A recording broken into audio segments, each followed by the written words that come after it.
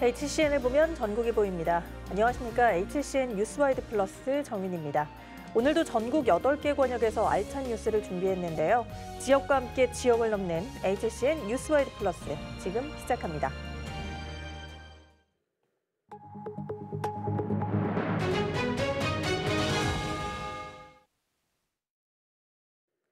우리나라 동해의 유일한 섬이자 전국에서 인구가 가장 적은 기초단체이기도 한 울릉군이 오는 2026년 공항시대를 엽니다. 울릉공항 개항에 따른 경제 효과만 1조 원이 넘을 전망인데요. 개항에 앞서 기반시설 확충 등이 제대로 이뤄진다면 울릉도는 한층 더 도약할 것으로 기대됩니다. 첫 소식 공희철 기자가 보도합니다. 울릉군 사동리에 건설 중인 울릉공항이 2026년 상반기 개항을 목표로 순항 중입니다. 공항이 개항하면 현재 7시간 이상 소요되는 서울과 울릉의 거리가 1시간으로 단축됩니다. 연간 440억 원 가량의 교통비용 절감 효과를 기대할 수 있습니다. 공항 시대에 맞춰 울릉군도 낙후 지역 균형 개발과 기업 투자에 나설 방침입니다. 1시간 내에 도착 가능한 수도권 지역에 버금가는 효과를 누리는 지역이 될 것입니다. 그리고 육지와의 접근성이 좋아짐에 따라서 외국인 관광객 유치 가능성도 기대할 수 있고 세계적인 관광지로서 핵심적인 역할을 수행할 것으로 기대됩니다. 바닷길에 이어 하늘길까지 더해지면 울릉을 찾는 관광객 수요는 더욱 늘어납니다. 울릉 관광객 100만 시대의 기반을 다지기 위해선 지속 가능한 관광산업 개발이 핵심 요소로 떠오릅니다. 지금 앞으로 울릉도가 필요한 부분은 지금 현재 당장 숙박시설이라든가 이런 인프라들도 갖춰져야 될 것이고 특히 이제 젊은 사람들이 많이 찾아올 수 있는 그런 젊은 문화 또 야간 문화라든가 이런 어떤 부분들도 이제 필요할 것 같고 늘어나는 관광객 수요에 맞게 의료 서비스 개선도 필수적입니다. 울릉군 의료시설은 단 한 곳뿐인데 정형외과 등 일부 진료 분야는 현지인보다 관광객 등 외지인 비율이 높은 걸 감안해야 합니다. 관광객 수요가 증가되면은 국가 차원이나 경상북도 차원에서 울릉군만 바라보는 게 아니고 도 차원에서 여러 가지 각종 지원이 필요할 거로 저는 생각합니다. 과거 고립된 섬이라는 오명과 현재 고령화와 인구 감소의 문제에 직면한 울릉군. 울릉공항 개항에 따른 경제 효과만 1조 3천억 원에 달할 걸로 예상되는 가운데 울릉군이 새로운 도약을 위한 시작점에 서 있습니다. 늘어가는 관광객 수요에 맞춰 지역 기반 인프라의 보완과 확충이 뒤따른다면 울릉군 지역 경제에 새로운 활력을 불어넣을 걸로 기대됩니다. HCN 뉴스 공희철입니다. 충청북도 등 중부 내륙을 지원하는 내용의 특별법 연내 통과를 염원하는 목소리가 여의도를 꽉 채웠습니다. 국회 본관 앞에서 연내 재정 촉구 결의대회가 열린 건데요. 성홍규 기자가 다녀왔습니다.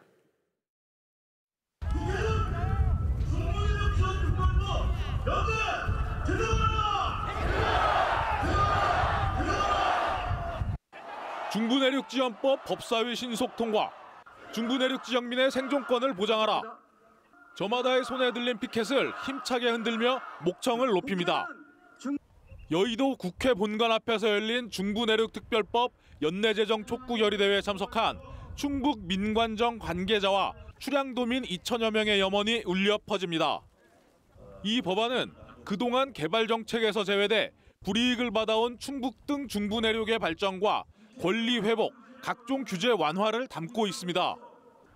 지난해 연말 발의 후 1년이라는 시간이 흐른 지난주 국회 행안위 전체 회의를 통과하면서 법사위와 본회의만 남겨두고 있는데 지역 국회의원들은 그동안 소외된 내륙지방을 위한 특별법인 만큼 꼭 제정돼야 한다며 당위성을 강조했습니다. 우리가 어떤 특혜를 달라고 하는 것이 아니고 그동안 우리 희생에 대해서 정당하게 보상해달라 이런 뜻 아닙니까 여러분? 오랜 기간 동안 국가 발전에 기여했지만 정부로부터 제대로 된 보상과 지원을 받지 못하고 소외당해온 내륙 지원 주민들을 위한 진정한 민생 법안입니다. 법사위 소속 민주당 박범계 의원과 국민의힘 조수진 의원이 현장을 찾아 총력 지원을 약속한 데다 전북 지역 특별법과 연계 처리 가능성이 커 김영환 충북지사는 법사위 통과를 자신했습니다. 도민들이 그 힘을 모아주셨고 또 여야 없이 이것이 합의가 이루어졌기 때문에 이것이 가능하다고 생각합니다. 그래서 지금부터 더 긴장해서 올 연말까지는 이것이 꼭 통과될 수 있도록 그 모든 노력을 집중할 생각으로 있습니다. 중부내륙특별법은 오는 12월 7일 법사위에서 다뤄질 예정인 가운데 민관정 결집이 어떤 결과를 낼지 관심이 모아지고 있습니다. HCN 뉴스 성홍규입니다. 네, 앞서 보신 중부내륙 특별법 제정 움직임은 국토균형발전이라는 시대적 과제 중 하나입니다. 지난 7월에는 국토균형발전을 지향하는 지방시대위원회가 출범했는데요. 이정현 지방시대위원회 부위원장이 HCN 특별대담에 출연해 현 수도권 집중의 문제점과 지방소멸 위기 해법을 제시했습니다. 최면희 기자의 보도입니다. 이정현 지방시대위원회 부위원장이 지적한 비정상적인 수도권 집중의 가장 큰 원인은 정치의 방향성 실종이었습니다. 정치가 지방으로 분산해야 할 국가 예산이나 인력 등 각종 역량을 의도적으로 수도권에 집중시키거나 최소한 방관했다고 지적했습니다. 정략적이고 정무적이고 그다음에 표를 의식한 그런 수도권 집중 정책을 펼쳐왔기 때문에 결국에 가서는 인재죠. 지금 이런 국가 재앙 상황은 인재입니다. 역대 정치권의 인재 제대로 하지 않았기 때문에 생긴. 그 해법으로 특정 지역을 권역화해 특구로 지정하고 다양한 산업을 육성해야 한다고 강조했습니다. 교육과 문화, 도심융화 등 구체적인 특구 지정의 밑그림을 그려주면 지방에도 일자리 증가와 인구 유입, 인프라 확대가 이어진다는 것. 또 지역에 자리 잡는 기업에게 세제 혜택과 각종 규제를 완화해야 한다고 덧붙였습니다. 이대로 갔다가는 정말 큰일 날 일이고 이 재앙을 극복하기 위해서는 국가 구석구석을 대개조하고 그러한 각오로 나서지 않는 한은 수도권 사는 사람도 피해를 입고 지방에 사는 사람도 피해를 입습니다. 이 과정에서 케이블 TV를 비롯한 지역 언론의 협력과 노력이 더해진다면 지방마다 가진 고유의 특성을 돋보이게 할 수 있다고도 했습니다. 이 케이블 TV가 제대로 역할을 같이 한다고 한다면 지방에 아주 독특한 문화를 개발을 해가지고 그 부분들을 크게 확대하고 선양하는데 절대적인 역할을 할 수 있고. 이 밖에도 지방분권 강화와 지방대 육성 등 다양한 분야에서 지방 소멸 대책이 제시됐습니다. 한편 이정현 지방시대위원회 부위원장이 출연한 특별대담은 4일부터 일주일 동안 HCN 지역 채널과 유튜브를 통해 시청할 수 있습니다. HCN 뉴스 최면입니다. 최근 통계청에서 발표한 자료에 따르면 취업을 포기했다는 청년이 10년 전과 비교해 2.5배 증가했습니다. 이러한 문제는 단순히 청년 취업 문제를 넘어 사회적인 악순환이 될 수 있다는 우려를 낳고 있는데요. 과제만 쌓여가는 청년 취업 문제 연속 기획으로 전해드립니다. 먼저 실태가 어떤지 최현광 기자가 보도합니다. 육상선수 출신의 25살 김모 씨. 코로나19를 거치며 취업길이 막혔다고 토로합니다. 체육 전공을 살리기 위해 백방으로 알아봤지만 비대면 선호 문화가 확산하면서 마땅한 일자리를 찾기가 더 어려워졌습니다. 김 씨는 결국 취업을 포기했습니다. 자연스럽게 이제 수업도 줄어들면서 수입이 거의 없다시피 유지가 계속 되더라고요. 그래서 사실상 일을 하는 의미 자체가 없다 보니까 지금은 더 이상 알아보기를 조금 포기하고. 취업을 포기했다는 청년이 늘면서 사회적 문제의 시발점이 될 수 있다는 우려를 낳고 있습니다. 통계청에 따르면 올해 1월부터 10월까지 구직 활동을 하지 않고 쉬었다라고 답변한 청년은 월 평균 41만 명. 10년 전과 비교해 2.5배 늘었습니다. 전문가들은 청년의 취업 포기는 결혼과 출산 포기로 이어질 가능성이 크다고 조언합니다. 이렇게 되면 사회적 비용 증가로 이어진다는 겁니다. 그런 청년들이 좀 늘어날수록 그리고 그런 청년들의 상태가 길어질수록 아무래도 사회적 비용이 늘어날 수 있는 그런 부분들은 있죠. 더 심각한 문제는 미취업 상태가 길어질 경우 사회적 고립 상태에 처해 청년 고독사와 같은 최악의 경우로 치닫을 가능성도 있다는 의견도 있습니다. 처음에는 이것이 정서적 고립으로 시작을 하게 되는데 다음은 물리적으로 고립이 되고 그 이후에는 은둔의 상태로도 가게 되죠. 이 고립과 은둔의 시간이 길어지면 다시 사회로 복귀하기가 되게 어렵습니다. 청년의 취업 실패는 결혼과 출산을 넘어 복합적인 사회적 문제의 시발점이 되는 셈입니다. 1차적인 사회적인 관계가 오히려 더 축소되는 현상들이 이제 나타나거나 아니면 계속 이제 취업 활동을 하는데 구직이 안 됐을 경우에 사회적 관계가 축소되다 못해 이제 고립되거나 이제 단절되는 그런 현상들이 많이 나타나는 것 같고요. 벼랑 끝으로 내몰리고 있는 청년들. 이들의 고립을 막고 국가적인 손실을 최소화하기 위한 대안이 절실합니다. HCN 뉴스 최원강입니다. 정부를 비롯해 각 지자체도 청년 지원 정책을 추진하고 있는데요. 그런데 정작 청년들이 이런 정책을 피부로 느끼지 못하기도 합니다. 단순 숫자 늘리기가 아닌 내실 있는 체질 개선이 필요하다는 지적입니다. 이어서 박인배 기자가 보도합니다. 쉬는 청년의 노동시장 복귀를 위해 1조 원을 들이기로 한 정부. 각 지자체도 청년 지원 정책 고도화에 나섰습니다.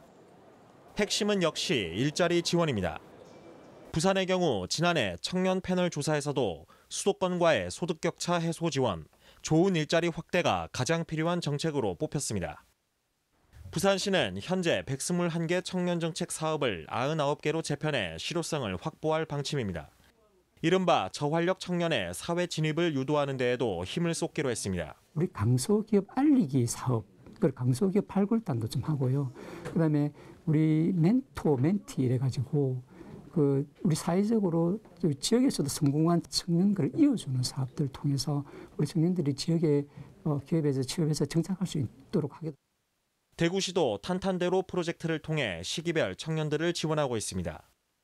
이처럼 정부와 지자체들이 청년 정책을 추진해 나가고 있지만 실질적인 효과를 못 느낀다는 목소리가 적지 않습니다.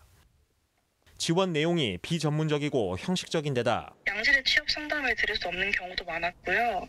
이제 예경험을 하러 갔을 때에도 회사들이 지원금을 위해서 제도를 신청은 했지만 취업 준비생들에 대해서는 큰 도움이 되지 않았던 경우가 많았다고. 홍보가 잘 안 돼 정책 자체를 모르는 경우도 있습니다. 대구에서 이제 사업가 모임 운영 중인데 운영하다 보면은 준비생분들도 많이 오세요. 근데 이분들이 정부 지원 사업을 대출이랑 헷갈리는 듯 이런 정책들에 대해서 잘 모르시더라고요. 이런 거는 알려줘야 되는 게 아닌가.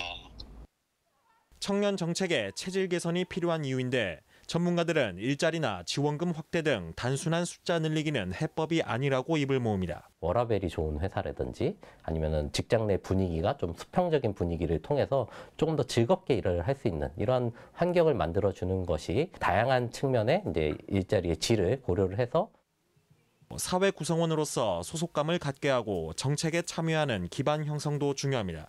정책적으로 더 관심을 가지고 접근해야 하는 청년은 이 사회 진입기에 있는 취업 준비생 그리고 이직을 고려하지만 구직 의욕이 낮은 청년들이라고 할 수 있습니다.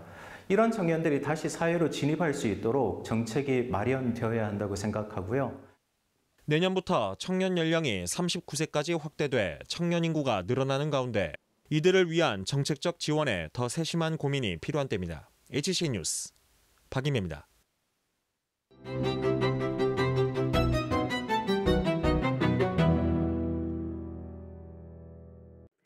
네, 국민의 법 감정과 어긋나는 판결에 대해 이야기하는 참을 수 없는 형량의 가벼움 시간입니다. 자, 오늘도 오동훈 변호사님 나오셨습니다. 변호사님 안녕하세요. 안녕하세요. 네, 반갑습니다. 자, 오늘 사건을 두고 유전 무죄, 또 무전 유죄라는 말이 떠오르실 겁니다. 자, 돈 있는 사람은 죄가 없고 돈이 없는 사람은 죄가 있다라는 유명한 말이죠. 오늘 사건 역시 국민들이 판결을 보자마자 생각이 나셨을 것 같은데요. 서울의 한 아파트 옷장 안에는 성관계를 불법으로 촬영을 하기 위한 카메라가 설치가 되어 있었고요. 땡땡시까지 세차를 해놔라라는 말을 불법 촬영을 하라는 암호였다고 합니다. 그런데 이 불법 촬영을 주도한 것도 암호까지 정하면서 계획을 세운 것도 한 재벌가의 장남이었다고 합니다. 이렇게 수십 건의 불법 촬영을 한 것도 모자라서 자신의 PC까지 들고 해외로 도피를 하려다가 공항에서 체포가 됐습니다. 이 사건 얼마 전 대법원에서 형이 확정됐는데 1심에서는 징역 2년이었는데 2개월이 감형된 1년 10개월로 확정이 됐습니다. 당연히 사람들이 난리가 났습니다. 성관계 불법 촬영만 몇십 건인데 감형이 됐다. 자, 돈 많은 재벌 2세라서 봐준 것 아니냐 이런 반응들이 있었습니다, 변호사님. 예, 1심의 형량을 2심에서 한 2개월 정도 감형을 했습니다. 그래서 그런 부분이 뭐 유전 무죄 차원에서 깎아준 거 아니냐 이렇게 볼 수 있는데요. 지금 항소심에 이르러 가지고 많은 피해자들하고 합의가 되었습니다. 이렇게 다수의 피해자들하고 합의가 되면은 2년에서 1년 6월까지로 이렇게 감형해도 될 법한데 단지 2개월만 깎았더라고요. 판사님께서 이 죄의 죄질을 나쁘게 보시고 네. 되도록이면 안 깎아주려는 심정으로 판결을 한 것 아닌가 그렇게 생각을 합니다. 이 항소심에서 이렇게 합의가 됐는데도 전혀 안 깎아주면 피해자하고 합의를 하지를 않잖아요.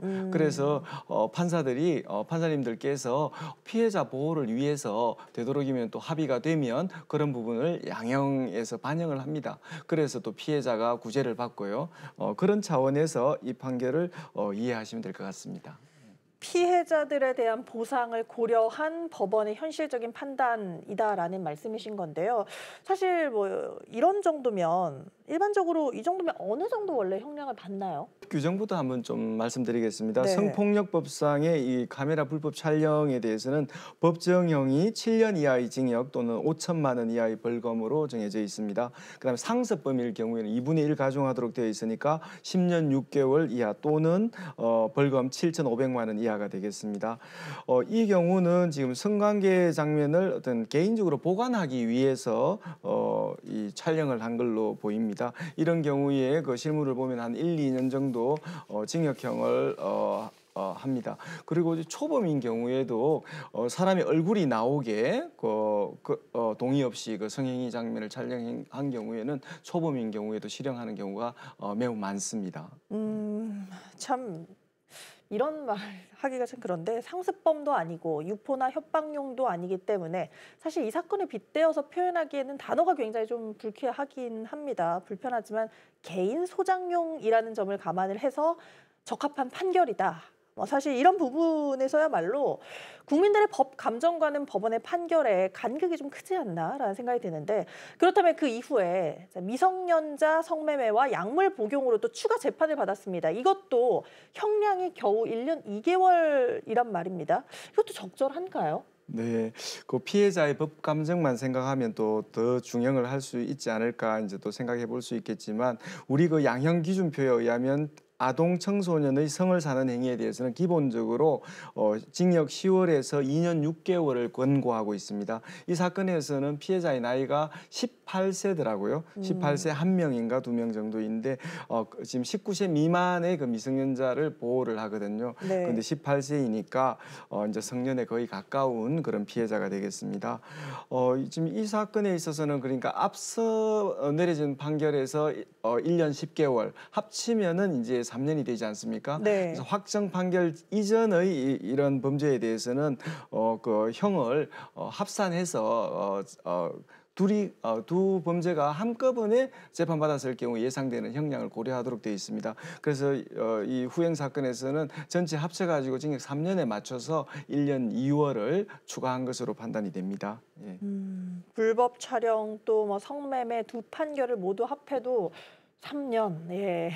이 분들에게는 제발 좀 경고가 되길 바랍니다. 자, 근데 피해자들은 불법 촬영의 트라우마는 물론이고요. 당연히 유포가 될까 봐 공포를 느낄 거 아닙니까? 네, 정말 이 여성을 상대로 해가지고 카메라 촬영 또 그걸 만일 유포를 한다면 그 피해라는 거는 완전히 그 불가역적이고 그죠? 예. 그 다음에 뭐 씻을 수가 없는 거죠. 그 어떤 한 사람의 인격을 완전히 말살할 수 있는 그런 중대 범죄입니다.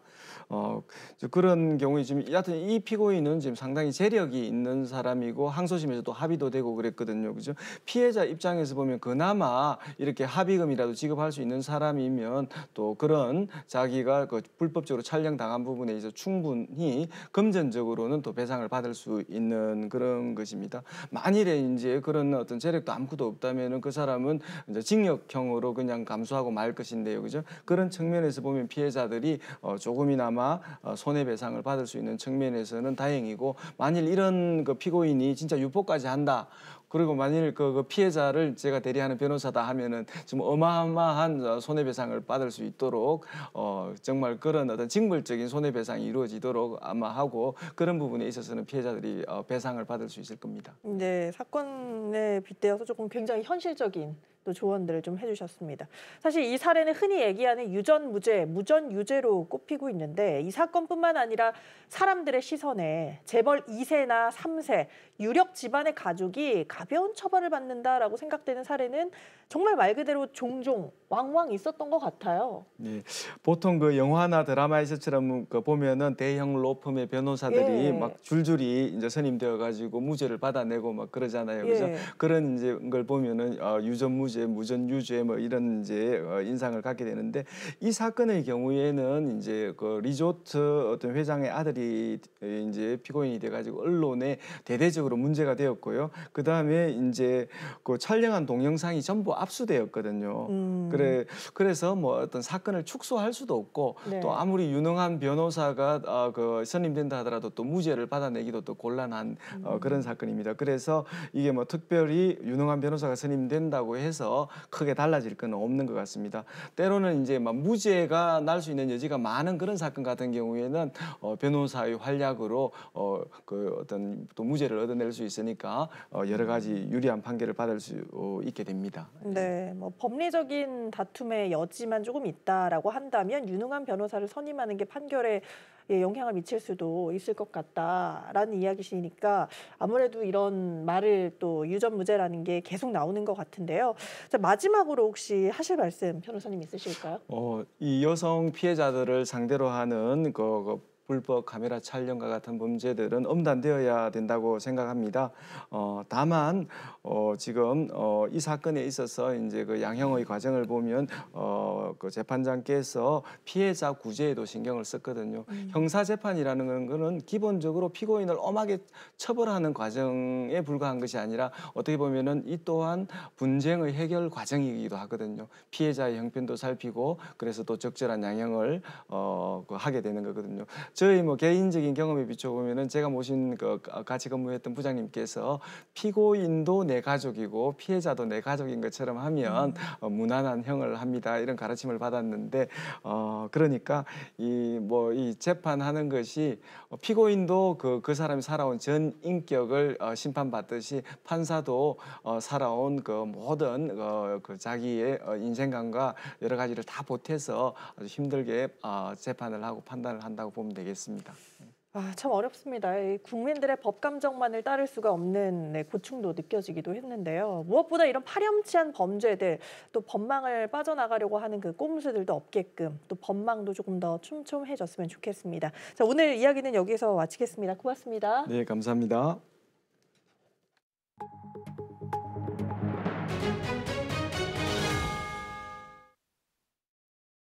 지난 30일 경북 경주에서 규모 4.0의 지진이 발생했습니다. 올해 육상에서 발생한 가장 큰 규모의 지진인데요. 경주뿐 아니라 인근 포항과 울산, 부산까지 진동을 느껴 시민들이 새벽부터 놀란 가슴을 쓸어내렸습니다. 정필문 기자의 보도입니다. 새벽 시간 경주의 한 편의점. 짧은 순간이지만 진열된 물건들이 떨리자 업주도 놀란 듯 주위를 살핍니다. 30일 오전 4시 55분쯤 경주시 동남동쪽 19km 지점에서 규모 4.0의 지진이 발생했습니다. 행정구역으로는 경주시 문무대학면 입천리로, 진원의 깊이는 12km로 추정되고 있습니다. 지진이 발생하자 일대 주민들은 폭발음 같은 굉음이 들리더니 집이 흔들렸다고 말합니다. 방이 얼컥거려가지고 깜짝 놀래가지고 문도 달카닥하는 소리가 나고 그래 깨가 시계를 쳐다보니까 5시 안 됐더라고. 소리 큰 차 이래 빵꾸 나는 소리만 들어 왕캉 하면서 많이 흔들리대 침대 위에서 자는데. 지진을 느꼈다는 신고도 쇄도했습니다. 경북에서는 54건의 유감 신고가 접수됐고 울산과 대구, 부산에서도 신고가 이어졌습니다. 특히 경주보다는 포항에서 더 많은 신고가 접수됐는데 포항 주민들로선 6년 전 5.4 지진의 악몽이 떠오르는 순간이었습니다. 저 먼저 지진 때 우리 집이 부서졌거든요. 근데 여기 전세로 들어왔는데 이 집도 부서지나 싶어서 남은 잠을 못 잤어요. 한편 이번 지진은 올 들어 국내에서 발생한 99차례의 지진 가운데 두 번째, 경북에서 발생한 지진 가운데서는 가장 강했습니다. 특히 육상에서 발생한 지진으로는 규모가 가장 컸는데 경주와 포항, 울산 등 주변 지역은 잠에서 깰 정도의 진동이 발생했습니다. 거의 모든 분들이 느끼셨다고 되면 될 것 같고요. 좀 불안정한 물체는 좀 넘어질 정도 된다. 그 지진 발생 주변 지역이요. 다행히 이번 지진으로 인한 큰 피해 신고는 없었고 진앙과 10km 정도 떨어진 경주 월성 원전 등 원전 가동에도 이상은 없는 것으로 나타났습니다.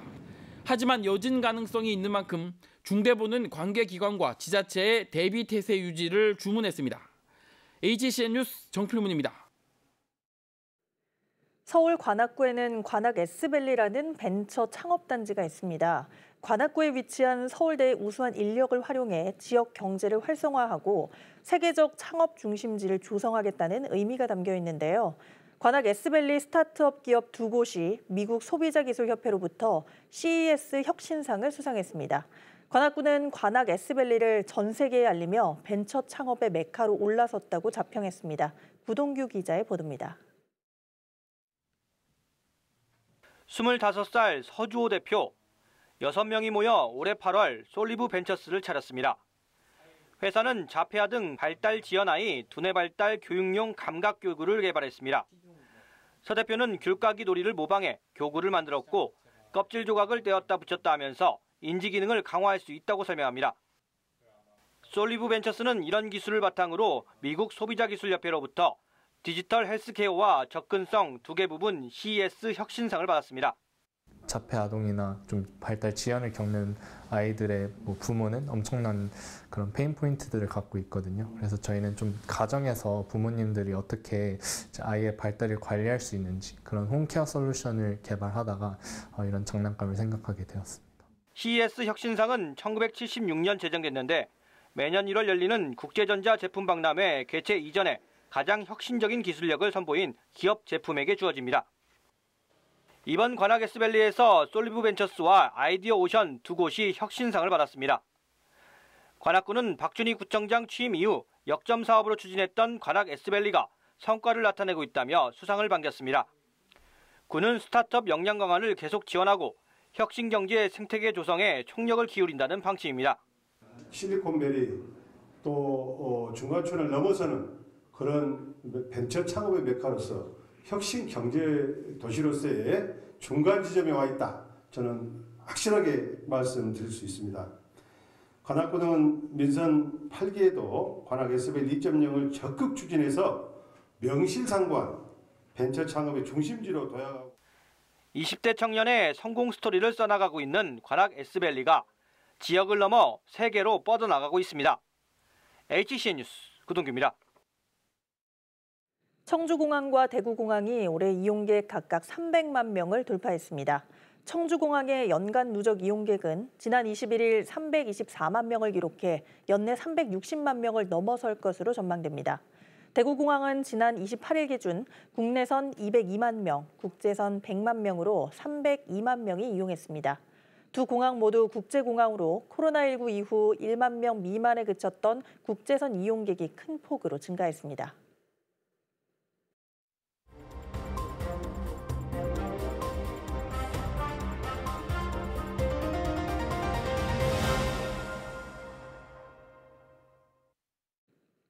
이상으로 뉴스와이드 플러스를 마치겠습니다. 시청해주신 여러분 고맙습니다.